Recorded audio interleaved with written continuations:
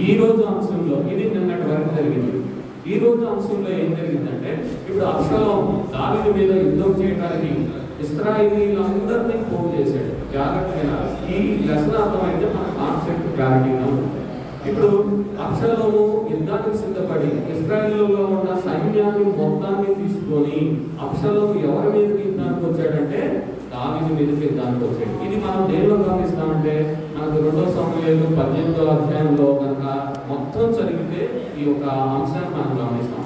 ఇప్పుడు ఎప్పుడైతే అబ్షలోము తన సైన్యాన్ని మొత్తాన్ని తీసుకొని యుద్ధానికి వస్తాడో అప్పుడు దావీదు ఏం చేశాడంటే దావీదు ఏం చేశాడంటే ముగ్గురిని తన దగ్గర ఉన్న సైన్యాన్ని మొత్తాన్ని సహస్రాధిపతులుగాను శతాధిపతులుగాను అంటే 1000 మంది ఒకగాను 100 మంది ఒకరుగాను అలా దావీదు దగ్గర ఉన్న సైన్యాన్ని మొత్తాన్ని ఏం చేశాడు? డివైడ్ చేసి దావీదు 3 భాగాలుగా చేశాడు సైన్యాన్ని. ఎన్ని భాగాలుగా? 3 భాగాలుగా. ఎందుకు దావీదు మీదకి ఎవరు యుద్ధానికి వస్తున్నారు? ఇప్పుడు ఎవరు వచ్చారు? అబ్షలోము వచ్చాడు. అవునా? అబ్షలోము సైన్యాన్ని మొత్తాన్ని తీసుకొని వస్తే ఇప్పుడు దావీదు ఏం చేశాడంటే తన దగ్గర ఉన్న సైన్యాన్ని మొత్తాన్ని 3 భాగాలుగా చేసి ఒక్కొక్క భాగం మీద ఒకరిని అధిపతిగా ఉంచాడు. ఒక భాగం మీద యోవాబు, అబీషై, ఇత్రాయి అనే ముగ్గురిని అధిపతులుగా ఉంచి ఇక్కడ ఏం చెప్పాడంటే ఆ యొక్క అధిపతులను పిలిచి సైన్యాధిపతులను పిలిచి ఒక ఆజ్ఞ ఇచ్చాడు. మీరు యుద్ధానికి వెళ్ళినప్పుడు నా కుమారుడైన అబ్షలోము ఎడల దయ చూపించండి అని మాట ఇచ్చాడు. అంటే ఎప్పుడైతే సైన్యాధిపతుల్ని అబ్షలోము మీదకి యుద్ధానికి పంపిస్తున్నాడో అప్పుడు సైన్యాధిపతులకి ఏమని సెలవిచ్చాడు? దావీదు ఆజ్ఞాపించాడు, మీరు యుద్ధానికి వెళ్ళినప్పుడు ఎవరిని జ్ఞాపకం చేసుకోమన్నాడు? అబ్షలోము, నా కుమారుడైన అబ్షలోము ఎడల దయ చూపించండి. అంటే అర్థమైంది, మీరు యుద్ధానికి గెలవండి కానీ ఎవరిని చంపొద్దు? అబ్షలోమును చంపొద్దు అని ఎవరికి ఆజ్ఞాపించాడు? 3 అధిపతులకి, అక్కడ ఉన్న సైన్యంలో ఉన్న అధిపతులు అందరినీ పిలిచి ఆజ్ఞించాడు. ఏ ఆజ్ఞించాడు చెప్పాలి? ఎవరిని చంపకూడదని? అబ్షలోము. ఇప్పుడు అందరూ ఇంకా ఇశ్రాయేలీయులు ఏం చెప్పారంటే, దేవా దావీదు రాజా మీరు మాతో యుద్ధానికి రావద్దు, మీరు ఇక్కడే ఉండండి, మేము వెళ్ళి యుద్ధం చేసి వస్తామన్నారు. ఇప్పుడు వాళ్ళందరూ యుద్ధంకి వెళ్ళినప్పుడు ఆ యుద్ధం ఎక్కడ జరుగుతూ ఉంటుందంటే ఎఫ్రాయిము వనంలో జరుగుతుంది. వనం అంటే అర్థమైంది అడవి. అక్కడ అడవి చాలా దట్టమైన అడవిగా ఉంటుంది. చెట్లు చాలా, కొమ్మలు అనేవి చాలా చాలా భయంకరంగా ఉంటాయి. అన్ని ఒకదానికొకటి అల్లుకుపోయి ఉంటాయి. అలాంటి అరణ్యంలో వాళ్ళ మధ్య యుద్ధం జరుగుతున్నప్పుడు ఏం జరిగిందంటే ఆ యొక్క అరణ్యంలో కత్తి చేత హతమైన వారి కంటే ఆ అరణ్యంలో చిక్కుకొని చనిపోయిన వాళ్ళు చాలా ఎక్కువ మంది ఉన్నారట. ఎక్కడ యుద్ధం జరిగింది? మీరు ఆన్సర్ చెప్పాలి. ఎక్కడ జరిగింది? ఎఫ్రాయిము వనంలో. ఎవరు ఎక్కువగా చనిపోయారు? ఎలా చనిపోయారు? అడవిలో చిక్కుకోవడం వల్ల. అంత దట్టమైన అరణ్యంగా ఉన్నాయి, చెట్లు చాలా భయంకరంగా ఉన్నాయి, దాని యొక్క కొమ్మలు చాలా చిక్కుకోవడం వల్ల చాలా మంది ఆ యొక్క అరణ్యంలో చిక్కుకొని ఏమైపోయారు? చనిపోయారు. చాలా మంది దావీదు యొక్క సైన్యం ఎదుట నిలవలేక ఏమైపోయారు అంటే పారిపోయారు. అప్పుడు ఏం జరిగిందంటే అబ్షలోము ఆ యొక్క అరణ్యంలో వస్తా, ఆ యొక్క దట్టమైన దారిలో వస్తా గొప్ప మస్తకి వృక్షం దగ్గరికి కూడా వస్తా ఉన్నప్పుడు ఆ యొక్క వృక్షానికి బాగా చిక్కుకున్న ఏముంటాయి అంటే కొమ్మలు ఉంటాయంట. ఇప్పుడు అబ్షలోము ఆ యొక్క దారిలో కంచరగాడి దగ్గరికి వస్తా ఆ యొక్క ఎక్కడైతే కొమ్మలు ఉన్నాయో అబ్షలోము యొక్క జుట్టు అనేది ఆ కొమ్మలకి ఏమైపోయింది? చిక్కుకుపోయింది. ఇది అంతా మీకు తెలుసుంటుంది. ఇప్పుడు అబ్షలోము యొక్క జుట్టు దేనికి చిక్కుపోయింది? కొమ్మలకు చిక్కుపోయి కింద కంచరగాడి అక్కడ నుండి ఏమైపోయింది? వెళ్ళిపోయింది. ఇప్పుడు అబ్షలోము ఎలా ఉన్నాడు చెప్పండి? వేలాడుతూ ఉన్నాడు. వేటికి మధ్య, ఆకాశానికి భూమికి మధ్య అబ్షలోము ఏం చేస్తున్నాడు? వేలాడుతున్నాడు. వేటికి చిక్కుకున్నాయి? కొమ్మలకు తన జుట్టు చిక్కుకొని ఏమైపోతా ఉన్నాడు? వేలాడుతూ ఉన్నాడు. అప్పుడు కొంతమంది సైనికులు చూసి అబ్షలోము అలా ఉండడం చూసి అబ్షలోము చంపకుండా వచ్చి ఎవరికి చెప్తారంటే యోవాబు చెప్తారు. ఎవరు చెప్తారు?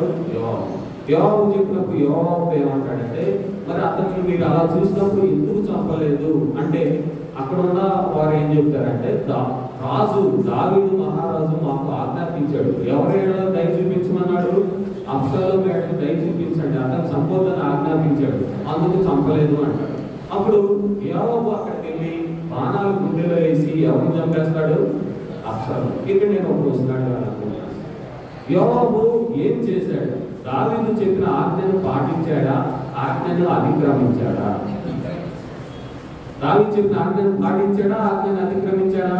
ఆజ్ఞను అతిక్రమించాడు. కాబట్టి అబ్షాలోము చనిపోయాడు. అబ్షాలోముని ఇంకా అక్కడ దించేసి అక్కడ గోయిలోకి అక్కడ పాత పెట్టి ఒక స్తంభం అబ్షాలోము స్తంభం లాగా ఉంచాడు. ఇప్పుడు ఈ విషయాన్ని ఎవరి దగ్గరికి తీసుకెళ్ళాలి? రాజు దగ్గరికి తీసుకెళ్ళాలి. రాజు దగ్గరికి ఈ విషయాన్ని తీసుకెళ్తున్నప్పుడు రాజు వెళ్ళినప్పుడు, రాజా మనకు జయం కలిగింది, నీకు శుభవార్త చెప్పడానికి వచ్చానని వచ్చినప్పుడు నా కుమారుడైన అబ్షాలోము క్షేమంగా ఉన్నాడా అని అడుగుతాడు. అడిగినప్పుడు వాళ్ళు ఏం చెప్పారంటే, నీ శత్రువులు ఎలాగైతే చనిపోయారో నీ బాలుడు కూడా అబ్షాలోము కూడా అలాగే చనిపోయాడు. కానీ దావీదు ఏమని ఆజ్ఞించాడు అబ్షాలోము గురించి? చెప్పాలి మీరు. ఏమని ఆజ్ఞాపించాడు? ఏం చేయకూడదు అన్నారు. కానీ అబ్షాలోము ఏం చేశాడు? చంపారు. ఇప్పుడు దావీదు దగ్గరికి వర్తమానం రాగా, రాజా మేము చేయకపోయాం, రాజా మేము చేయకపోయాం వినాలి అని చెప్పినప్పుడు దావీదు రాజు ఎవరి గురించి అడిగాడు? ఆన్సర్ చెప్పాలి. దావీదు రాజు ఎవరి గురించి అడిగాడు? అబ్షాలోము. అబ్షాలోము ఏమైపోయాడు అని చెప్పారు? చనిపోయాడు అని చెప్పాడు. అప్పుడు దావీదు ఏం చేశాడు తెలుసా? ఇక్కడ దావీదుకి ఉన్న సిచ్యువేషన్ ఏంటంటే, ఒక పక్క శత్రువు మీద ఏమొచ్చింది? జయం వచ్చింది. కానీ తన కుమారుడు ఏమైపోయాడు? చనిపోయాడు. అప్పుడు దావీదు చాలా సంతోషంగా లేదు. ఏం చేశాడు తెలుసా? తన పై గదికి వెళ్ళి, నా ప్రియ కుమారుడు అబ్షాలోమా అని అటు ఇటు తిరుగుతూ ఏడుస్తూ, నా ప్రియ కుమారుడు అబ్షాలోమా నీ బదులు నేను చనిపోయినా బాగుండేదని ఏడుస్తూ తిరుగుతున్నాడు. ఎవరు తిరుగుతున్నాడు? దావీదు. ఎవరు చనిపోయారు? అబ్షాలోము. అబ్షాలోము ఎవరి కుమారుడు? దావీదు. ఇప్పుడు అబ్షాలోము చనిపోయిన వార్తని దావీదు సంతోషించాడా? ఆన్సర్ చెప్పాలి. అని లాంగ్వేజ్ ఎక్కడన్నా ఉందా? లాంగ్వేజ్ ఉందా? ఏమని చెప్పాలి? ఎస్సా నోనా? ఇప్పుడు ఎప్పుడైతే అబ్షాలోము చనిపోయాడని తెలిసిందో దావీదు సంతోషించాడా? లేదు. ఏం చేస్తా ఉన్నాడు? ఏడుస్తున్నాడు. బాగా ఏడుస్తున్నాడు. ఎలాగంటే, నా ప్రియ కుమారుడు అబ్షాలోమా అబ్షాలోమా అని తిరిగి ఏడుస్తా, పెద్దగా ఏడుస్తా, నీ బదులు నేను చనిపోయినా బాగుండేది అంటాడు. ఇప్పుడు నేను ఒక క్వశ్చన్ అడుగుతాను. అబ్షాలోము దావీదుకి ఎవరు? కుమారుడు. ఇంకోటి ఎవరు? దావీదుకి అబ్షాలోము ఎవరు? శత్రువు. అవునా కదా? శత్రువా కదా? ఎలా శత్రువు అని చెప్తా? అబ్షాలోము దావీదుని ఏం చేయాలనుకున్నాడు? చంపాలనుకున్నాడు. అలాంటి చంపాలనుకున్న అబ్షాలోముని దావీదు ఏం చేశాడు? ప్రేమించాడా? ప్రేమించలేదా? ప్రేమించాడు. అవునా కదా? అబ్షాలోము ఎంతో కీడు చేశాడు. ఎలాంటి కీడు అంటే, మీరు చదివే ఉంటారు, దావీదుని మీద అక్కడ ఇశ్రాయేలు మీద వారు రాజుగా ఎన్నుకొని ఉండటం వల్ల దావీదు ఆ కొండ ఎక్కుతా ఏడుస్తా, తల కప్పుకొని, చెప్పులు లేకుండా ఎంతో భయంకరంగా ఏడుస్తా అలాంటి శ్రమ అనిపించాడు. దాని అంతటికి కారణం ఎవరు? చెప్పాలా? దాని అంతటి కారణం ఎవరు? అబ్షాలోము. మరి అబ్షాలోము దావీదుని చంపాలనుకున్నప్పుడు, కానీ దావీదు అబ్షాలోముని ఏం చేశాడు? ఆన్సర్ చెప్పాలి. ఏం చేశాడు? అబ్షాలోము చంపమన్నాడా? చంపమన్నాడు. అబ్షాలోము ఏళ్ళ ఏం చూపించమన్నాడు? దయ చూపించమన్నాడు. అంతేగాని అబ్షాలోము చనిపోయినప్పుడు దావీదు వచ్చి ఏం చేస్తున్నాడు? బహుగా ఏడుస్తూ, నీ బదులు ఎవరు చనిపోతే బాగుండేది? నేను చనిపోతే. నిజంగా శత్రువు ఎడల ఎంత ప్రేమ చూపిస్తున్నాడు. అలాగే ఇక్కడ కూడా మనం గమనించినట్లయితే దేవుడు మనల్ని ఎంతో ప్రేమిస్తున్నాడు. రోమాపత్రిక 5 మనం 9వ వచనం గమనించినట్లయితే, దేవుడు ఏదైనా దేవుడు మన ఎడల తన ప్రేమను వెల్లడిపరుచుకున్నాడు. ఎట్లనగా మనం ఇంకను పాపులమై ఉండగానే క్రీస్తు మన కొరకు చనిపోయాడు. నిజంగా అబ్షాలోము ఎంత శత్రువైనా, అబ్షాలోము దావీదుని చంపాలని చూసినా, అబ్షాలోము దావీదుని ఎంతో ఇబ్బంది పెట్టినా, దావీదు అబ్షాలోముని ఏం చేశాడు? ప్రేమించాడు. ఇక్కడ కూడా ప్రభు అయిన యేసుక్రీస్తు వారు, నీవు నేను ఎలాంటి వారమైనా దేవుడు మనల్ని సృష్టించుకున్నాడు. కానీ మన యొక్క పుట్టుక మనం అంతా పాపంలోనే పుట్టాం, మనం అంతా పాపం జీవితంలోనే ఉన్నాం, దేవునికి విరోధంగా మనం జీవిస్తున్నాం. మనం రోజు చేసే పనులు, ఏ పని మనం గమనించినా, ఉదయం లేచిన దాని నుండి సాయంత్రం వరకు మనం చేసే పనులు ఏవి గమనించినా దేవునికి అవి ఇష్టమైనయా ఇష్టమైనగా అయిష్టంగా ఉంటాయి.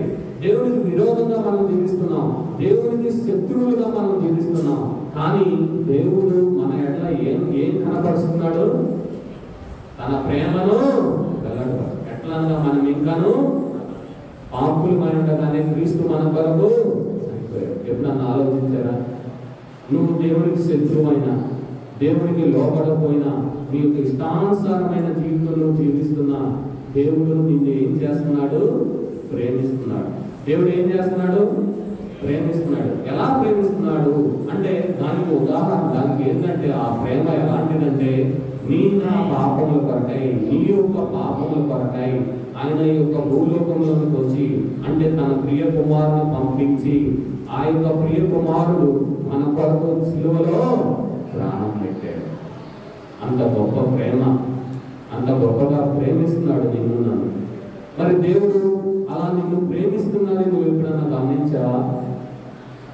ఎంతగా ప్రేమిస్తున్నాడంటే ప్రాణం పెట్టేంతగా నిన్ను ప్రేమిస్తున్నాడు. ఈ లోకంలో మనం చాలా గమనించవచ్చు. ఈ లోకంలో ఉన్న ప్రేమను మనం గమనించవచ్చు. తల్లిదండ్రుల ప్రేమ గమనించవచ్చు, స్నేహితుల ప్రేమ గమనించవచ్చు.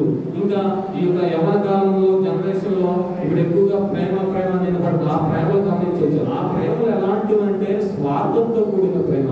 కానీ దేవుడు అలాంటి ప్రేమ లేదు. నిన్ను ఎంతగానో ప్రేమిస్తున్నాడు. ఆ ప్రేమ ఎలా వెల్లడిపరిచాడంటే నీ కొరకు ఆయన చనిపోయాడు. ఎప్పుడని చెప్పండి, నీ కొరకు ఎవరైనా చనిపోతారా? నీ కొరకు ఎవరైనా చనిపోయే వాళ్ళు ఉన్నారా? కనీసం మమ్మీ డాడీ అని చనిపోతారా? ఎప్పుడైనా మీరు అబ్జర్వ్ చేశారు? ఎవరైనా చనిపోతే కూర్చొని ఏడుస్తూ ఉంటారు. అవునా? కూర్చొని ఏడ్చి చనిపోయినప్పుడు అక్కడ బాధపడడానికి అక్కడ నువ్వు కూడా చచ్చిపోతారా?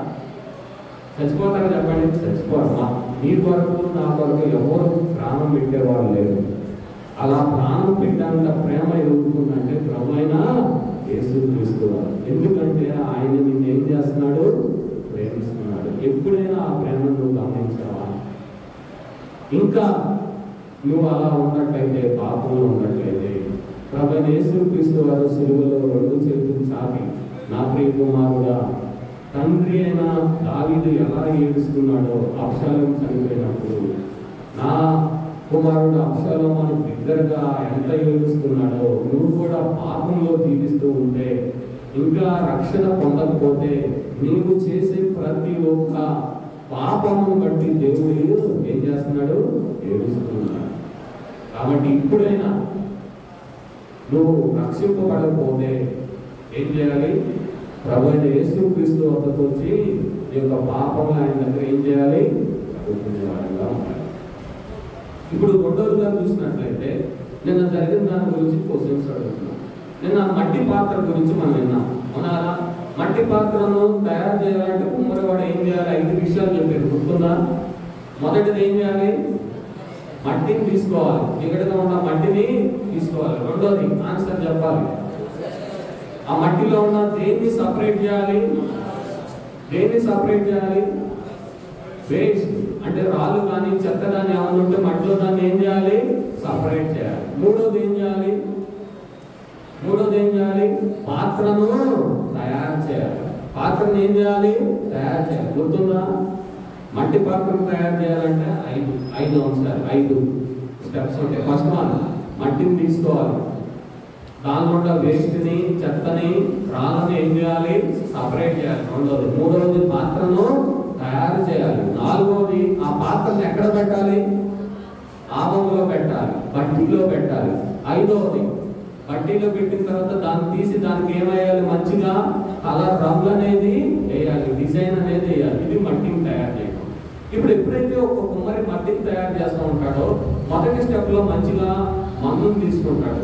తర్వాత దానిలో ఉన్న వేస్ట్ని సపరేట్ చేసిన తర్వాత ఒక మట్టి పాత్రగా చేసి ఏం చేస్తాడంటే తర్వాత దాన్ని దేనిలో పెడతాడు? మీరు ఆన్సర్ చెప్పాలి. దేనిలో పెడతాడు? ఆవము లేకపోతే బట్టీలో పెడతాడు. వేడి కొలుపులో. నిన్న సిస్టర్ చూపించారు అది. అవునా? ఆ కొలుపులో పెట్టి ఆ యొక్క పాత్రను ఏం చేస్తారు? వేడి చేస్తాడు.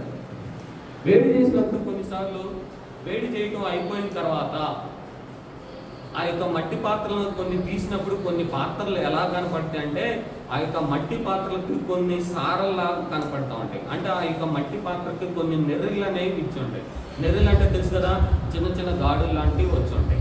ఎప్పుడు ఆవంలో పెట్టి కాల్చినప్పుడు మళ్ళీ ఆ మట్టి పాత్రలు తీసినప్పుడు కొన్ని మట్టి పాత్రలు ఎలా కనపడతాయి అంటే ఆ యొక్క నెర్రలు ఉండటం లేకపోతే సారలు లాంటి పాత్రలు కనపడతా ఉంటాయి. అప్పుడు ఏం చేస్తాడో తెలుసా? ఆ యొక్క నెర్రులు ఇచ్చినాయి, ఆ పాత్ర సార్లు పడినాయి అని ఆ కుమ్మరి ఆ యొక్క మట్టి పాత్రలను పక్కన పడేస్తాడా? పడే. ఆ పాత్రలు ఏం చేస్తాడంటే, నిన్న నేను కొత్త విషయం తెలుసుకున్నా. ఆ పాత్రలో పశువుకు అనే పురుగు ఉండిద్దంట, ఎడ్ల మీద ఉండిద్దంట. ఎద్దులు ఉంటాయి కదా, ఎద్దుల మీద పురుగు ఉండిద్దంట, పశువుకు అనే పురుగు. ఆ పురుగు యొక్క రక్తం తీసుకొని దానికి చిన్న పెంకులు ఉంటాయి కదా, పెంకులు మీకు తెలుసు కదా, ఆ పెంకుల యొక్క పౌడర్తో మొత్తాన్ని కలిపి ఒక సిమెంట్ లాగా తయారు చేస్తాడంట. సిమెంట్ లాగా తయారు చేసి ఆ యొక్క నెర్రులకి ఎక్కడైతే పగుళ్ళు వచ్చినాయో ఆ పగులకి ఏం చేస్తాడు? ఆ సిమెంట్ను పోస్తాడు. నేను చెప్పింది అర్థమైందా? ఆవంలో కుమ్మరి మట్టి పాత్రను కాల్చినప్పుడు కొన్ని వేడికి ఆ యొక్క వేడికి కొన్ని తట్టుకోలేక ఆ యొక్క మట్టి పాత్రలకు ఏమొస్తాయి అన్నాడు? చిన్న చిన్న క్రాక్స్ అంటే చీలికలు అనేవి వస్తాయి అంటాడు. ఇప్పుడు వాటిని పడేయకుండా కుమ్మరి ఏం చేస్తాడంటే చక్కగా మరలా ఆ నెర్రులు లేకుండా ఆ చీలికలు అనేవి లేకుండా మరలా వాటిని సరి చేయడానికి ఏ కీటకం అని చెప్పాను? ఏ పురుగు అని చెప్పాను? పశువుక. పేరు చెప్పాలి. పురుగు పేరేంది? పశువుక అనే పురుగుని తీసుకొని దాని యొక్క రక్తం ఏం తీసుకోవాలి? రక్తం. ఆ పురుగు యొక్క రక్తం తీసుకొని ఆ చిల్ల పెంకు యొక్క పొడితో సిమెంట్ లాగా కలిపి ఎక్కడైతే నెర్రులు ఇచ్చినాయో, ఎక్కడైతే చీలికలు వచ్చినాయో అక్కడ ఆ యొక్క సిమెంట్ని పూసి మరలా ఎక్కడ పెడతాడు? ఆవంలో పెడతాడు. ఎక్కడ పెడతాడు? ఆవంలో. ఆవంలో పెట్టి మరలా హీట్ చేస్తాడు, మరలా తీస్తాడు, ఇంకా నెర్రులుంటే మరలా పెడతాడు. అంటే ఇప్పటి వరకు ఆ యొక్క నెర్రులు అనేవి చార్లు అనేవి లేకున్నంత వాటికి ఆ యొక్క మట్టి పాత్రను మరలా ఏం చేస్తూ ఉంటాడు? ఆ యొక్క పురుగు యొక్క రక్తంతో కలిపి వాటిని సరి చేస్తూ ఉంటాడు. చివరికి అవి ఇంకా అట్లానే ఉండే అనుకో, ఆ యొక్క పాత్రలు ఏం చేస్తాడంటే పక్కన పడేస్తాడు. అర్థమైందా? ఇంతవాటికి చెప్పింది నేను అర్థమైందా? అంటే మట్టి పాత్రని, చీలికలు వచ్చిన పాత్రని కుమ్మరి వేస్ట్గా పడేస్తాడా? పడేయడు. వాటిని మరలా ఏం చేస్తూ ఉంటాడు? సరి చేస్తూ ఉంటాడు. ఇక్కడ కూడా మనందరం మీరు కనుక గమనించినట్లయితే చిన్నతనం నుండి మీరందరూ సండే స్కూల్కి వస్తున్నారు. చిన్నతనం నుండి చాలా సంవత్సరాల నుండి మీరు VBSలో దేవుని యొక్క మాటలు అన్నీ వింటున్నారు. అవునా కదా? దేవుని యొక్క మాటలు వింటున్నాం. చిన్నతనం నుండి సండే స్కూల్కి వస్తున్నాం. ఇంట్లో పేరెంట్స్ చెప్తున్నారు. ఇంకా కొత్తగా ఇప్పుడు రేడియోస్ ద్వారా కానీ లేకపోతే మన చర్చెస్లో కానీ మనకి దేవుని యొక్క సువార్త ప్రకటింపబడుతుంది. అవునా కదా? దేవుని యొక్క సువార్త ప్రకటింపబడుతుంది. అయినా మనం ఆ యొక్క మాటల్ని మన యొక్క హృదయంలోకి తీసుకుంటున్నామా? ఇలా మనం చర్చెస్కి వెళ్తాం. చర్చెస్లో మనకి ఎవరి మాటలు వినపడతా ఉంటాయి? దేవుని మాటలు. అవునా కదా? ఇంకా మనం కనుక గమనించినట్లయితే టీవీస్ ద్వారా కానీ రేడియోస్ ద్వారా కానీ మనకి ఏం ప్రకటించబడుతుంది? సువార్త. దేవుని మాటలు మనకు చెప్తున్నాయి. ఈ యొక్క రేడియోలో కానీ టీవీస్లో కానీ మనం దేవుని యొక్క మాటలు వింటాం. చర్చెస్కి వస్తున్నాం. చర్చిలో కానీ మన యొక్క సంఘంలో కానీ దేవుని యొక్క మాటలు వింటాం. VBSలో దేవుని యొక్క మాటలు వింటాం. అయినా మనం దేవుణ్ణి సొంత రక్షకునిగా అంగీకరిస్తున్నామా? దేవుని బిడ్డల ద్వారా అనేకమైన మాటలు చిన్నప్పటి నుండి వింటానే ఉన్నావు. ప్రతి సంవత్సరం VBSకి వచ్చి వింటున్నావు, సంఘంలో సండే స్కూల్లో వింటున్నావు, ఇంట్లో పేరెంట్స్ చెప్పే వింటున్నావు. ఇంకా ఇలాంటి మాటలన్నీ నీకు వినపడుతున్నాయి. కానీ మనం చేసేది ఏంటంటే, మీరు చేసేది ఏంటంటే ఆ యొక్క మాటల్ని అశ్రద్ధగా తీసుకుంటున్నారు. ఆ యొక్క మాటల్ని తేలిగ్గా తీసుకోవటం వల్ల దేవుని యొక్క ఉగ్రతకు గురవుతున్నాం. దేనికి గురవుతున్నాం? దేవుని యొక్క ఉగ్రత పాత్రలు అంటే ఏంటంటే, ఎప్పుడైతే దేవుడు చెప్పిన మాట, దేవుడు మనం అందరం ఏమవ్వాలని ఇష్టపడుతున్నాడంటే ఆయన యొక్క బిడ్డలుగా ఉండాలని, ఆయన యొక్క బిడ్డలుగా జీవించాలని. మనల్ని ఎందుకు సృష్టించాడంటే ఆయన మహిమపరచాలని దేవుడు మనల్ని సృష్టించాడు. కానీ మనం అందరం ఏం చేస్తున్నాం? ప్రతిరోజు దేవుని వాక్యం చదువుతాం, పాటలు పాడతాం సండే స్కూల్లో, ఇక్కడ దేవుని వాక్యం వింటాం, VBSలో దేవుని వాక్యం వింటాం. కానీ దేవుని సొంత రక్షకునిగా మనం ఏం చేయలేకపోతున్నాం? అంగీకరించాలి. కానీ దేవుడు ఏం చేస్తున్నాడంటే, నువ్వు రక్షింపబడతావు, నువ్వు దేవునికి లోపడతావు అని దేవుడు దీర్ఘశాంతము వహిస్తున్నాడు. ఇక్కడ కుమ్మరివాడిని కనుక తీసుకుంటే ఎప్పుడైతే చార్లు వచ్చినాయో ఆ చార్ల పోవటానికి దేనితో కలిపాడని చెప్పాం? పురుగు యొక్క రక్తంతో కలిపి ఆ చార్ల పోవటానికి పూసి మరలా ఎక్కడ పెడతాడని చెప్పాం? ఆవంలో పెడతాడు, మరలా బట్టీలో పెడతాడు. అలా ఆ యొక్క చారి పోయేంత వాటికి అలా చేస్తూ ఉంటాడు. దేవుడు కూడా మీకు కూడా ప్రతి సంవత్సరం, ప్రతిరోజు, ప్రతి ఆదివారం దేవుని యొక్క మాటలు, రక్షణ గురించి ఉన్న మాటలు మీకు ప్రతిసారి చెప్తానే ఉన్నాడు.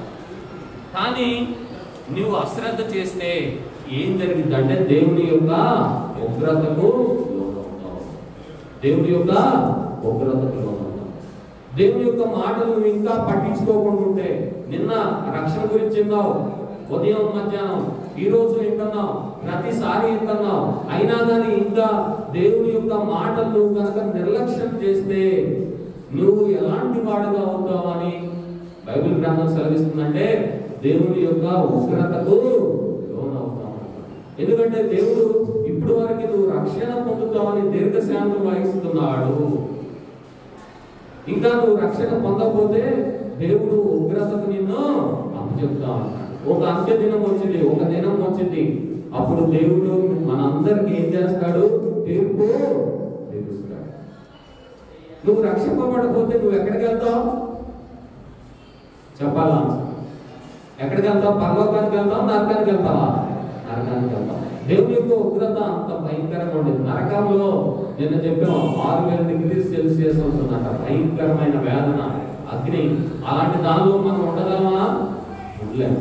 కానీ నీకు ఎన్నిసార్లు చెప్పినా, ఎన్నిసార్లు దేవుని గురించి బోధించినా, టీవీస్ లో కానీ, దేవుని సేవకుల ద్వారా కానీ, తల్లిదండ్రుల ద్వారా కానీ, యూత్ మీటింగ్స్ లో కానీ ఎన్నిసార్లు నేను హెచ్చరించినా నీవు దేవుని మాటను తీసుకోవట్లేదు. దేవుని మాటను నిర్లక్ష్యం చేస్తున్నావు.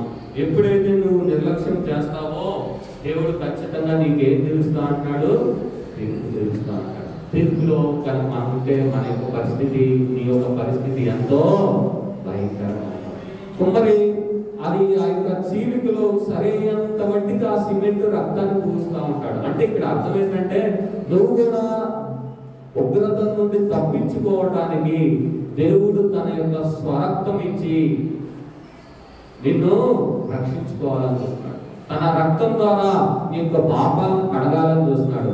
కుమ్మరి ఏ విధమైతే ఆ యొక్క కీటకం యొక్క రక్తం ద్వారా ఆ యొక్క కొండను బాగు చేయాలని ఆశపడుతున్నాడో, ప్రభు అయిన యేసుక్రీస్తు వారు కూడా, దేవుడు కూడా తన యొక్క పరిశుద్ధ రక్తం ద్వారా నిన్ను కడిగి పవిత్రంగా మార్చాలని చూస్తున్నాడు. ఒకవేళ నువ్వు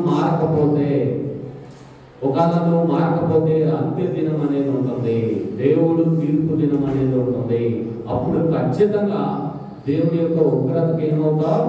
పాత్రుడు అవుతావు. అప్పుడు నిత్య నరకానికి వెళ్తాం. కాబట్టి ప్రియమైన దేవుని బిడ్డలారా, అబ్షాలోము దావీదు తన యొక్క కుమారుడైన అబ్షాలోమును ఏ విధంగా అయితే ప్రేమించాడో, ప్రభు అయిన యేసుక్రీస్తు వారు కూడా నిన్ను ఆ విధంగా ప్రేమిస్తున్నాడు. నీ కొరకు ప్రాణం పెట్టాడు, నీ కొరకు తన యొక్క రక్తం అంతా కాచాడు. ఇదంతా ఎందుకంటే నిన్ను రక్షించాలని ఉద్దేశం దేవునికి. అదేవిధంగా మట్టి పాత్రను, ఏ విధంగా అయితే చీలికలు ఉన్న మట్టి పాత్రను ఆ యొక్క పురుగు యొక్క రక్తం ద్వారా, పెంకు యొక్క పొడితో ఎలాగైతే సరిచేయాలని ఆశపడుతున్నాడో, వాడకుండా ఉండడానికి, ఉగ్రత పాత్ర అవ్వకుండా ఉండడానికి ఎలాగైతే ఆశపడ్డాడో కుమ్మరి, ప్రభు అయిన యేసుక్రీస్తు వారు కూడా తన రక్తం ద్వారా నీ యొక్క పాపాలను కడిగి నువ్వు ఉగ్రతకు పాత్రుడు కాకుండా ఉండాలని దేవుడు కోరుతున్నాడు. కానీ దేవుడు కొన్నిసార్లు తన ఆలస్యం చేయించున్నాడు. ఎందుకంటే ఆయన మన ఎడల దీర్ఘశాంతము చూపుతున్నాడంట. ఎందుకు? మనం అందరం, మీరందరూ ఏం పొందాలని? రక్షణ పొందాలని దేవుడు ఏం చేస్తున్నాడు? దీర్ఘశాంతము చూపుతున్నాడు. మరి దేవుని యొక్క పరిశుద్ధమైన రక్తం ద్వారా నువ్వు కడపడతావా, లేకపోతే ఉగ్రత పాత్రగా ఉండాలనుకుంటున్నావా? దేవుడు ఈ యొక్క సమయంలో నీతో మాట్లాడుతున్నాడు. ఉగ్రత పాత్ర ఉంటే ఆ యొక్క పాత్ర ఇంకో కుమ్మరి ఏం చేస్తాడంటే, ఇన్నిసార్లు బాగు చేసిన ఆ యొక్క చీలికలు ఉంటే ఆ పాత్రను తీసుకొని బయట పాడేస్తాడంట. నీకు కూడా ఇన్నిసార్లు నిన్ను హెచ్చరించినా నువ్వు కనుక దేవుని యొక్క మాటలు తీసుకోకపోతే, రక్షింపబడకపోతే, దేవుడిని నువ్వు సొంత రక్షకుడిగా నువ్వు అంగీకరించకపోతే నీ యొక్క పరిస్థితి ఏంటంటే ఉగ్రత పాత్రలాగా అయిపోతావు. దేవుని యొక్క ఉగ్రతకు గురైన వాడిగా ఉంటావు. ఎప్పుడైతే దేవుని ఉగ్రత ఒక్కసారి వచ్చిందా మనం దాన్ని తట్టుకోలేము, దానిలో మనం ఉండలేము. కాబట్టి ప్రియమైన యవనస్తులారా, దేవుడు ఏమని సెలవిస్తున్నాడంటే, ఇంకా దావీదు అబ్షాలోమును ఎంతో శత్రువైన ఎంతగానో ప్రేమిస్తున్నాడో నిన్ను కూడా అంతగా ప్రేమిస్తున్నాడు. నా దగ్గరికి రండి, రక్షణ పొందండి అని ప్రభువైన యేసుక్రీస్తు వారు సెలవిస్తున్నారు. మరి మీరు ఎలాంటి పాత్రగా ఉండాలనుకుంటున్నారు? ఘనమైన పాత్రగానా, ఉగ్రత పాత్రగానా అనేది ఒకసారి ఆలోచించుకోండి. ఇది మొదటి పాఠం. మొదటి పాఠం దేని గురించి మనం విన్నాం? ఉగ్రత పాత్ర. ఇప్పుడు రెండవ పాఠం కనుక మనం గమనించినట్లయితే, రెండవ పాఠం ఏంటంటే ఇష్టమైన పాత్రలు. ఏ పాత్రలు? ఇష్టమైన పాత్రలు. ఇక్కడ పాత్రలు రెండు రకాలుగా ఉంటాయన్న. ఇష్టమైన పాత్రలు, అయిష్టమైన పాత్రలు. ఇష్టమైన పాత్ర అంటే ఏంటి, అయిష్టమైన పాత్ర అంటే ఏంటి మనం చూసుకున్నాం. దాని గురించి తెలుసుకునే ముందు ఇప్పుడు దావీదుకి ఏం వచ్చింది? జయం వచ్చిందా లేదా? దావీదు ఎవరి నుండి పారిపోయాడు? ఎవరి దగ్గర నుండి పారిపోయాడు? అబ్షాలోము దగ్గర. ఇప్పుడు అబ్షాలోము మీద దావీదుకి ఏం వచ్చింది? జయం వచ్చింది. శత్రువులందరూ చనిపోయారు, మిగిలిన ఇశ్రాయేలీలు అందరూ పారిపోయారు. ఇప్పుడు మరలా 2వ సమూయేలు 20వ అధ్యాయం గురించి మనం డిస్కస్ చేస్తాం. ఇప్పుడు 20వ అధ్యాయం మీరు కనుక మొత్తం గమనించినట్లయితే దీని గురించి మనం చూస్తాం. ఇక్కడ ఎప్పుడైతే దావీదుకు విజయం వచ్చిందో, మరలా దావీదు ఎక్కడికైతే పారిపోయాడు ఆ కొండ నుండి, ఆ యొక్క మందిరం నుండి మరలా ఎక్కడికి వస్తాడు? యెరూషలేము ప్రాంతానికి వస్తాడు. యెరూషలేము ప్రాంతానికి వచ్చినప్పుడు దావీదుని అక్కడ ఎవరు ఆహ్వానించారంటే, ఎవరు ఆ యొక్క ప్రాంతానికి తీసుకెళ్లారంటే యోధా వారు. ఇశ్రాయేలు మనకు తెలుసు, ఇశ్రాయేలు ఎన్ని గోత్రాలు? 12. వారిలో ఒక గోత్రం ఏంటంటే యోధా గోత్రం. 12 గోత్రాల్లో ఒక గోత్రమే వెళ్ళి దావీదు దగ్గరికి వెళ్ళి ఆహ్వానించినట్ట. రాజుమైన దావీదు మమ్మల్ని ఏలుమని ఎవరు వచ్చారంటే యోధా వారు వచ్చారంట. మిగిలిన 11 గోత్రాల వాళ్ళు ఇశ్రాయేలీలు వెళ్ళి యోధా వారితో అంటారంట, మీరు రాజు దగ్గరికి వెళ్ళినప్పుడు మమ్మల్ని ఎందుకు పిలవలేదు? మేము కూడా నిన్ను ఆహ్వానించేవాళ్ళం కదా, రాజును ఆహ్వానించేవాళ్ళం కదా అని ఎవరితో మాట్లాడుతున్నారంటే ఇశ్రాయేలీలు ఎవరితో మాట్లాడుతున్నారు? యోధా వారితో మాట్లాడుతున్నారు. అప్పుడు ఎప్పుడైతే దావీదు మళ్ళా యెరూషలేముకి వచ్చాడో కొన్ని పనులు అప్పగించాడంట. మొదటి పని ఏంటంటే ఆమాష. యోధా వారిని సమకూర్చమని అమాషాకి అప్పగిస్తాడంట ఒక పని. రెండవది అభిషేక్. అభిషేక్కి ఏమని పని అప్పగిస్తారంటే షేబా అనే వ్యక్తిని తీసుకొని రండని అభిషేక్ అప్పగిస్తాడట. ఇక్కడ మనం మళ్ళా దావీదు రాజు జయం పొందిన తర్వాత ఎక్కడికి వచ్చాడు? యెరూషలేము ప్రాంతానికి వచ్చాడు. యెరూషలేము ప్రాంతానికి వచ్చినప్పుడు దావీదుని ఎవరు ఆహ్వానించారు? చెప్పాలి మీరు. యోధా ప్రజల. ఎవరు ఆహ్వానించలేదు? ఇశ్రాయేలీయులు ఆహ్వానించలేదు. అప్పుడు ఇశ్రాయేలీయులు వచ్చి ఎవరితో గొడవపడ్డారు? యోధా ప్రజలతో. మీరు ఎంత మమ్మల్ని ఎందుకు పిలవలేదు? వాళ్ళు పిలిచారని ఇశ్రాయేలీయులు ఎవరి మీద అసూయపడ్డారంటే యోధా ప్రజల మీద అసూయపడ్డారు. అప్పుడు బిక్రీ కుమారుడైన షేబా అనే వ్యక్తి ఏం చేశాడంటే, ఇశ్రాయేలుతో ఇంకా దావీదుతో మనకేం పని లేదు, మనం అందరం వెళ్ళిపోదాం రండి అని చెప్పినప్పుడు ఇంకా ఇశ్రాయేలీయులు అందరూ దావీదుని విడిచిపెట్టి ఎవరిని రాజుగా ఎన్నుకున్నారంటే షేబాను రాజుగా ఎన్నుకున్నారు. ఎవరు రాజుగా ఎన్నుకున్నారు? షేబా. ఇంతమందికి అర్థమైందా? దావీదు మళ్ళా ఎక్కడికి వచ్చాడు?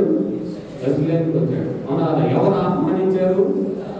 ఎవరు ఆహ్వానించలేదు? ఇశ్రాయేలీయులు ఎవరితో ఏమని అన్నారు?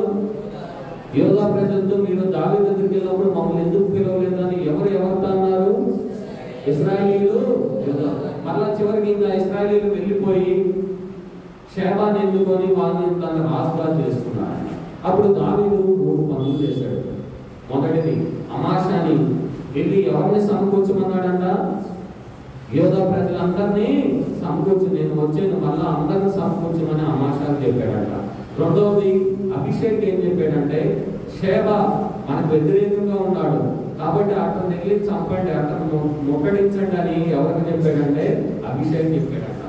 తర్వాత యోవాబు ఇక్కడ ఏం చేశాడంటే 3 దినాలు వెళ్ళి అమాషా రానప్పుడు మళ్ళా ఎవరు వెళ్ళారంటే అభిషేక్ వెళ్ళి ఆ యొక్క ప్రాంతాన్ని ఎక్కడైతే షేబా ఉంటాడో ఆ ప్రాంతాన్ని ముట్టడించి 3 రోజుల తర్వాత మళ్ళా ఎవరు వస్తున్నారంటే అమాషా వస్తున్నప్పుడు యోవాబు అమాషాకు ఎదురుగా వెళ్ళి తన స్నేహితుడిలాగా అతన్ని ముద్దు పెట్టుకొని అమాషాని యోవాబు ఏం చేశాడంటే కత్తితో పొడిచి చంపాడంట. ఎవరు చంపారు? ఎవరు చంపారు? యోవాబు. ఎవరిని చంపాడు? అమాసాను చంపాడు. అర్థమైందా? అమాసాను చంపాడు. ఎందుకు?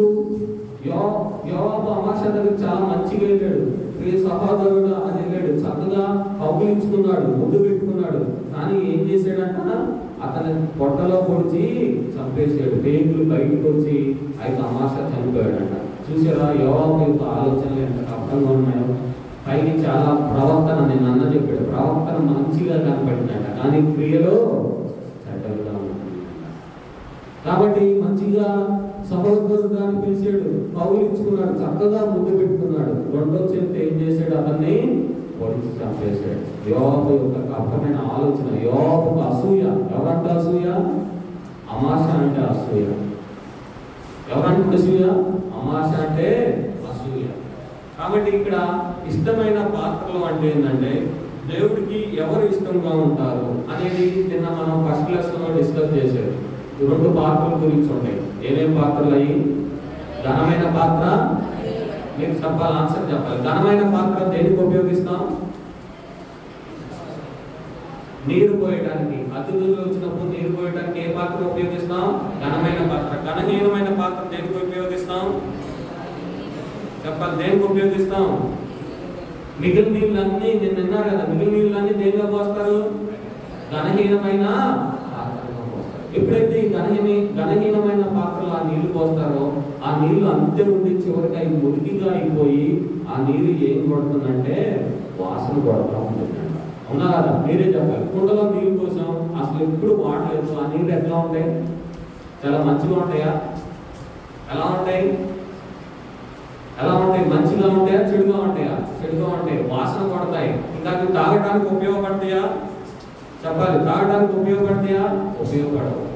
ఇక్కడ ఇలాగే ఘనహీనమైన పాత్రలాగా, అయిష్టమైన పాత్రలలాగా ఎలాగైతే మనం ఆ నీళ్ళ వలె మనం అందరం కూడా ఎలా ఉంటున్నామంటే పంపు కొట్టుకుంటున్నామంట. మనం పైకి బాగానే కనపడుతున్నాం, పైకి మంచిగానే ఉంటున్నాం, కానీ ఆ నీళ్లు ఏ విధంగా వాసన కొట్టి దేనికి పనికిరాకుండా ఉంటాయో మన యొక్క జీవితంలో నీవు నేను చేసే పనులు అనేవి, పాపములు అనేవి ఆ విధంగా ఎలా ఉంటాయి అంటే వాసన వచ్చేవిగా ఉంటాయి. ఎలా ఉంటాయి? వాసన వచ్చాయి. మీరే చెప్పండి, ఆ నీళ్లు ఎవరన్నా తాగుతారా? తాగరు. ఇప్పుడు మనం కూడా మన యొక్క క్రియలు అలా తప్పు కొట్టేగా ఉంటే ఎవరైనా మన దగ్గరికి వస్తారా? చెప్పాలి, ఎవరైనా వస్తారా? మరి దేవుడు వస్తాడా? ఎవరు రాదు. దేవుడు వస్తాడా? నువ్వు అలా జీవిస్తుంటే, దేవుడికి వ్యతిరేకంగా చూస్తే దేవుడు వస్తాడా? కాబట్టి ఇక్కడ మనకి రెండు పాత్రలు ఉన్నాయంట. ఒకటి ఏంటంటే ఇష్టమైన పాత్ర, రెండోది అయిష్టమైన పాత్ర అంట. అయిష్టమైన పాత్రలో కనుక మనం గమనించినట్లయితే అయిష్టమైన పాత్ర ఎలా ఉండింది అంటే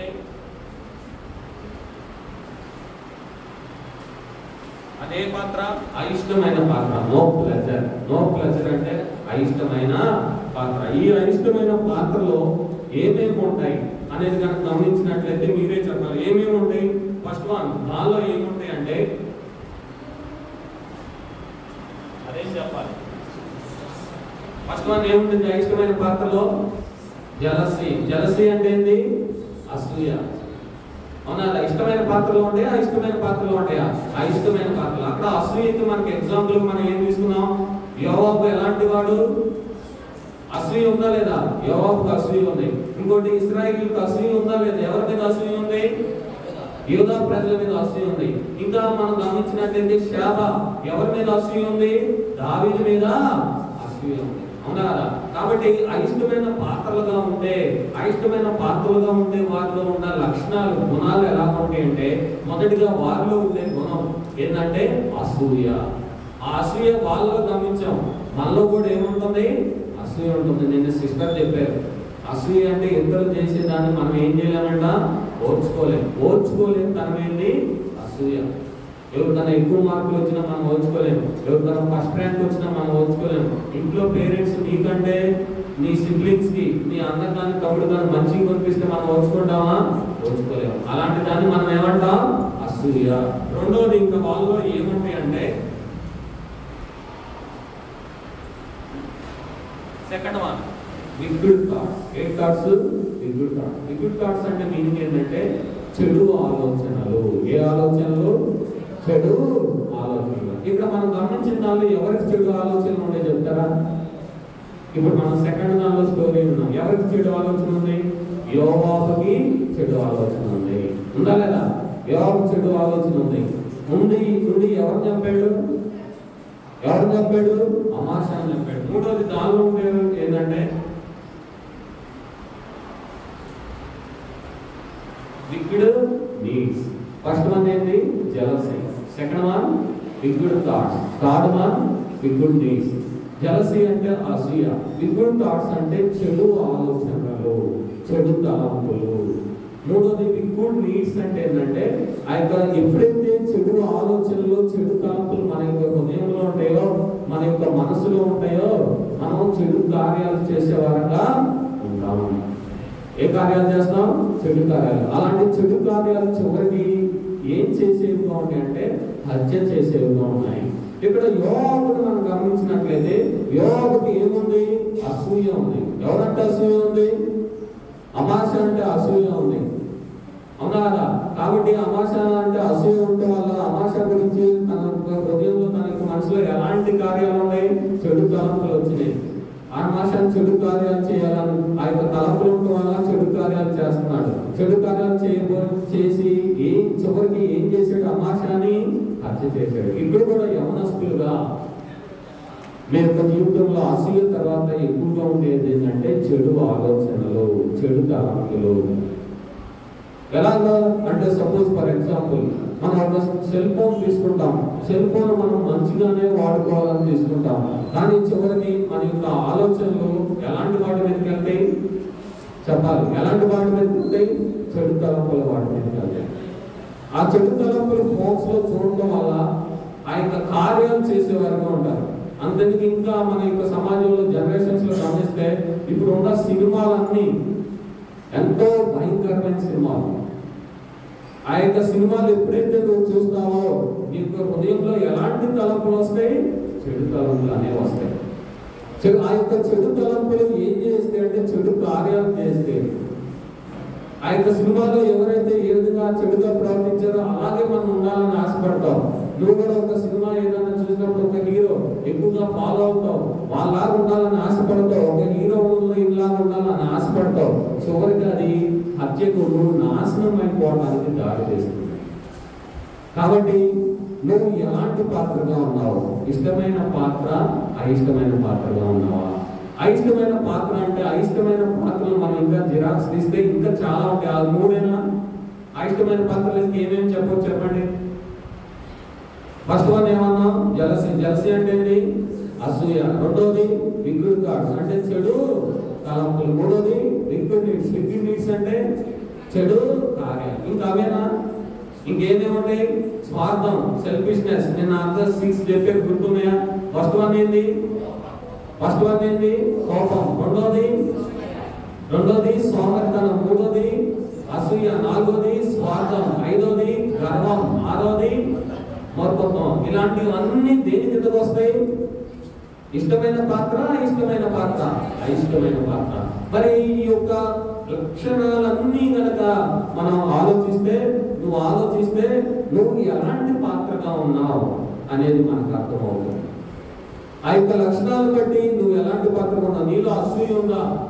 చెడు తలంపులు నీలో వస్తున్నాయా? చెడు కార్యాలు నువ్వు చేస్తున్నావా? కోపం ఉందా? గర్వం ఉందా? సోమర్తనం ఉందా? మూర్ఖత్వం ఉందా? ఇలాంటివన్నీ ఉంటే పరిశుద్ధ బైబిల్ గ్రంథం ఏమని సెలవిస్తుందంటే నువ్వు ఎలాంటి పాత్రగా ఉంటున్నావు అంటే దేవునికి అయిష్టమైన పాత్రగా ఉంటున్నావు. మరి ఎలాంటి పాత్రగా మనం ఉండాలి అంటే రెండోది ఏంటంటే ప్లెజర్ అంటే ఇష్టమైన పాత్ర. రెండోది ఏంటి? ప్లెజర్. ఆ యొక్క ఇష్టమైన పాత్రలో ఏమేమి ఉంటాయి అనేది కనుక మనం గమనించినట్లయితే ఫస్ట్ వన్ చెప్పాలి. ఫస్ట్ వన్ ఏంటి? ఫస్ట్ వన్ ఏంటి? కైండ్నెస్. కైండ్నెస్ అంటే ఏంటి? కైండ్నెస్ అంటే దయ. రెండోది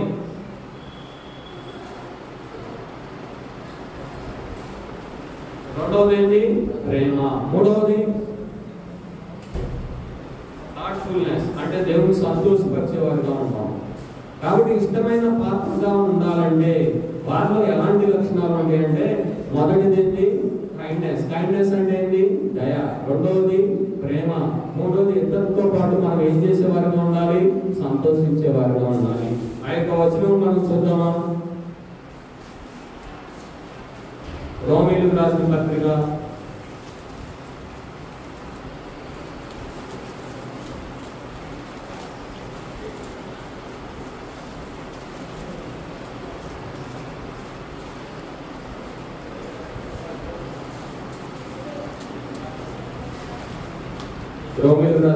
5వ అధ్యాయం 9-10. కాబట్టి ఆయన రక్తం వలన ఇప్పుడు నీతిమంతులుగా తీర్చబడి మరింత నిశ్చయముగా ఆయన ద్వారా ఉగ్రత నుండి రక్షింపబడితిమి. చాలా అంతేకాకుండా ఇష్టమైన పాత్రగా మనం ఉండాలంటే ఏం చేయాలి అంటే ఈ యొక్క లక్షణాలు అనేవి మనం కలిగి ఉండాలి. ఏమేమి లక్షణాలు కలిగి ఉండాలి? మొదటిది ఏంటి? కైండ్నెస్. కైండ్నెస్ అంటే ఏంటి? దయ. రెండవది ప్రేమ. మూడవది థాట్ఫుల్నెస్ అంటే ఇద్దరితో ఏ విధంగా ఉండాలి? సంతోషంగా ఉండాలి. అంటే ఇద్దరు ప్రేమించే వారిగా ఉండాలి. ఇద్దరు దయ చూపించే వారిగా ఉండాలి. ఇద్దరు సంతోషంలో పాలువారిగా మనం ఉండే విధంగా ఉండాలి. కాబట్టి ఇక్కడ మనకి 2 పాత్రలు చూపించబడినాయి. మొదటి పాత్ర ఏంటి? నో ప్లెజర్ అంటే అయిష్టమైన పాత్ర. రెండవ పాత్ర ఏంటి? ఇష్టమైన పాత్ర. దేవుడు మరి ఆ రెండింటి యొక్క లక్షణాలు మనకు చెప్పాడు. మరి మనం వాటిలో దేనిలో ఉన్నాం? అయిష్టమైన పాత్రగా ఉన్నావా అంటే ఇప్పుడైనా దేవుని సన్నిధిలో దేవా నేను నీకు ఇష్టమైన పాత్రగా ఉంటానయ్యా అని ఎప్పుడైతే మనం ప్రార్థన చేస్తామో దేవుడు మనల్ని క్షమించి మనలో ఉన్న ఆ యొక్క థాట్స్ మొత్తాన్ని తీసివేసి మనల్ని ఎలాంటి పాత్రగా ఉంచాలని ఆశపడుతున్నాడు? ఇష్టమైన పాత్రగా ఉండాలని ఆశపడుతున్నాడు. కాబట్టి ఇక్కడ మనం 2 పాఠాలు నేర్చుకున్నాం. మొదటి పాఠంలో ఏ పాత్ర అని చెప్పాము? ఉగ్రత పాత్ర. రెండో పాత్ర ఏంటి? ఇష్టమైన పాత్ర. మరి నువ్వు ఉగ్రత పాత్రగా ఉంటున్నావా? అక్కడ ఉగ్రత పాత్రకి ఎగ్జాంపుల్ ఏంటంటే అబ్షాలోం ఉగ్రత పాత్రకి ఎగ్జాంపుల్. ఇక్కడ అయిష్టమైన పాత్రగా ఎగ్జాంపుల్ ఏంటంటే యోబు ఎలాంటి పాత్ర? అయిష్టమైన పాత్ర. షేబ ఎలాంటి పాత్ర? అయిష్టమైన పాత్ర. ఇశ్రాయేలీయులు ఎలాంటి పాత్ర? అయిష్టమైన పాత్ర. ఇంకా దేవుడు ఆ యొక్క అయిష్టమైన పాత్ర గురించి ఇంకేం చెబుతున్నాడంటే ఇర్మియా రాసిన గ్రంథం 22-28లో కనుక గమనించినట్లయితే రాజు గురించి చెప్తున్నాడు. సిద్కియా రాజు గురించి. ఓటి కుండ వంటి వాడా, అంటి ఘటమా అని దేవుడు సెలవిస్తున్నాడు. మనం అలాంటి పాత్రలు అంటాం. ఎలాంటి పాత్రము? ఓటి కుండ వంటి వాడా. ఇంకోటి ఏమని సెలవిస్తున్నాడు? పనికి మాలిన ఘటమా. ఏ ఘటం అంట మనం? పనికి మాలిన ఘటమ. అలాంటి ఘటాలైన మనల్ని ఎలాంటిగా మార్చాలని దేవుడు ఇష్టపడుతున్నాడు? ఇష్టమైన పాత్రగా ఉండాలని దేవుడు ఇష్టపడుతున్నాడు. కాబట్టి ప్రియమైన దేవుడు పెట్టారా, దేవుడు 2 విషయాలు మనతో మాట్లాడాడు ఈ యొక్క లెసన్స్ ద్వారా. మొదటిది ఉగ్రత పాత్రగా ఉండాలని ఆశపడుతున్నావా? ఘనమైన పాత్రగా ఉండాలని ఆశపడుతున్నావా? రెండోది ఇష్టమైన పాత్రగా ఉండాలని నువ్వు అనుకుంటున్నావా? అయిష్టమైన పాత్రగా ఉండాలని అనుకున్నాం. ఇక్కడ ఈ లెసన్స్ ద్వారా ఇంకా ఏం చెప్పాడంటే మనం ఎలాంటి పాత్రలో మనకి దేవుడు స్పష్టంగా తెలియజేశాడు.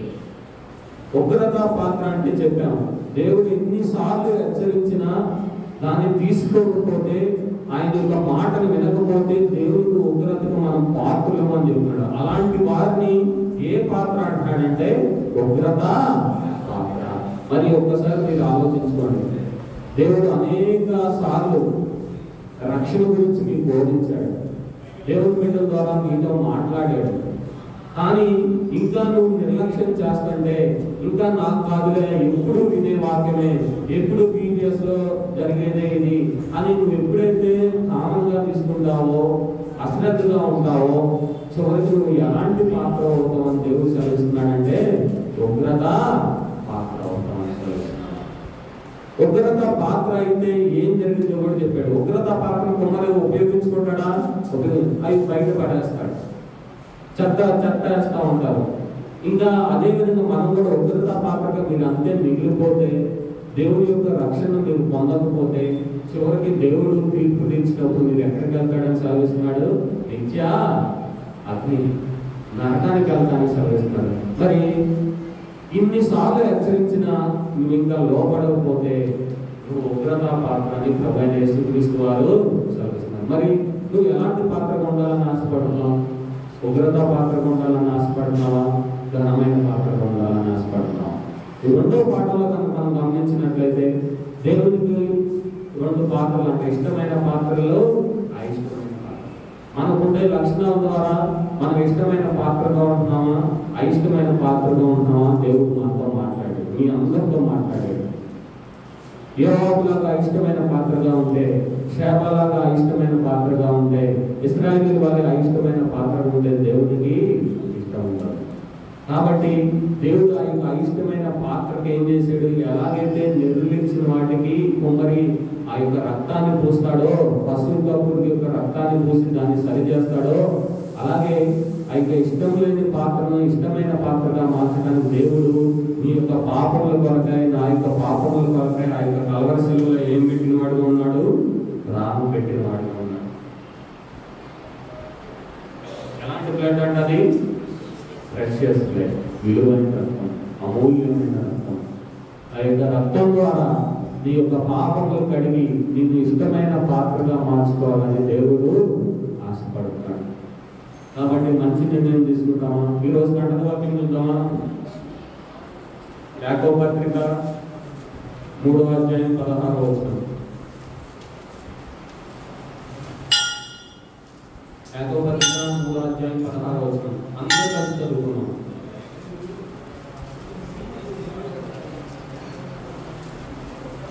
అందరూ చదవాలి. ఏలైనగా మత్సరమును వివాదమును ఎక్కడ ఉంటుందో అక్కడ అల్లరియు ప్రతి నీతి కార్యమును అలా చదువుతామా? ఏలైనగా మత్సరము వివాదమును ఎక్కడ ఉండినో అక్కడ ప్రతి అల్లరియు నీతి కార్యం. ఎలాంటి కార్యాలంట? నీతి కార్యాలు అని ఉంటాయి. ఇది మనకు అంటుకోవాలి. కాబట్టి ప్రార్థన చేసుకున్నాం. అందరూ మోకాల మీదకి వచ్చినట్లయితే మనం ప్రార్థన చేసుకున్నాం.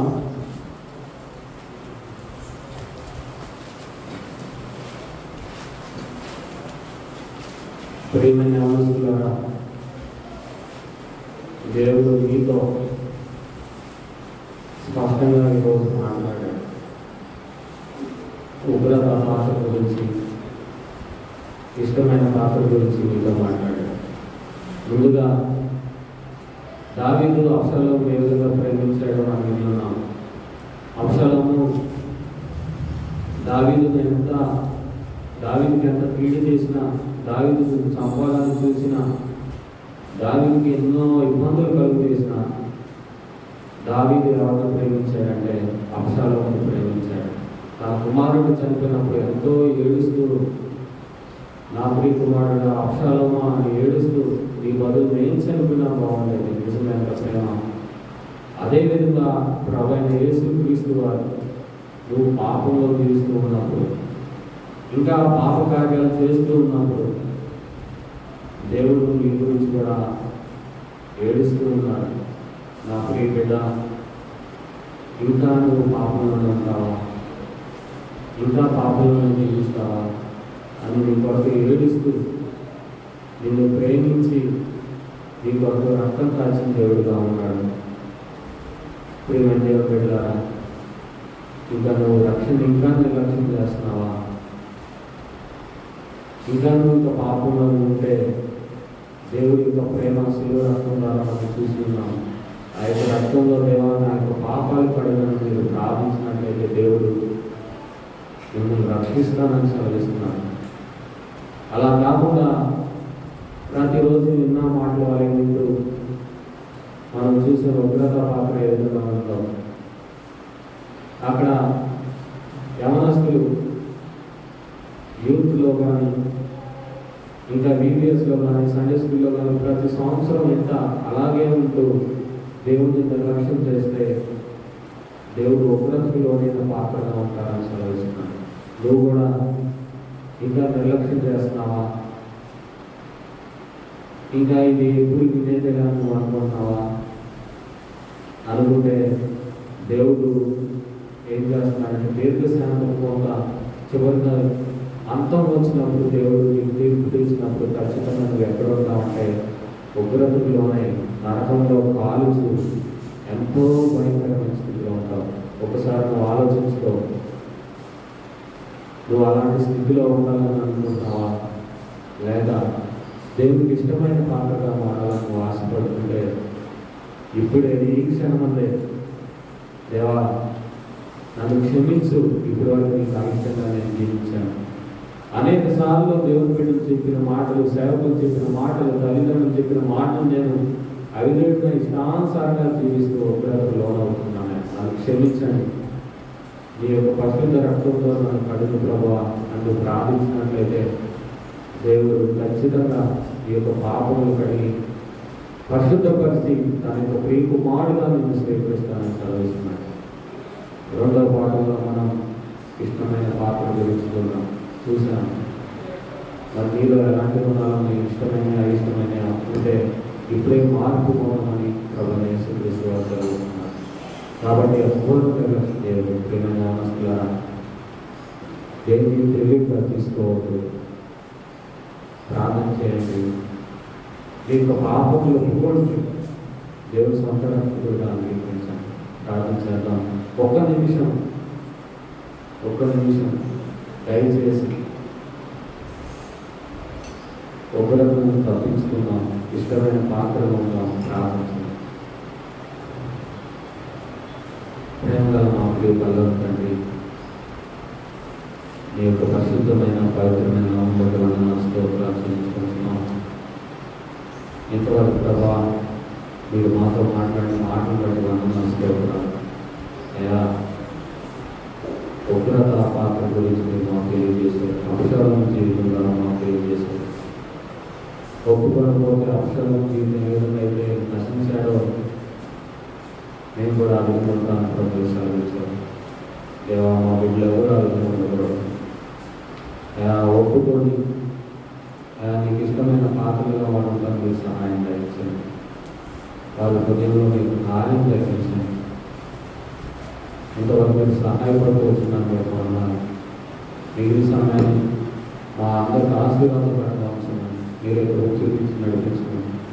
మన ప్రభువును మన రక్షకుడైన యేసుక్రీస్తు నామములో ప్రార్థన చేసి వేడుకొంచున్నాం తండ్రి.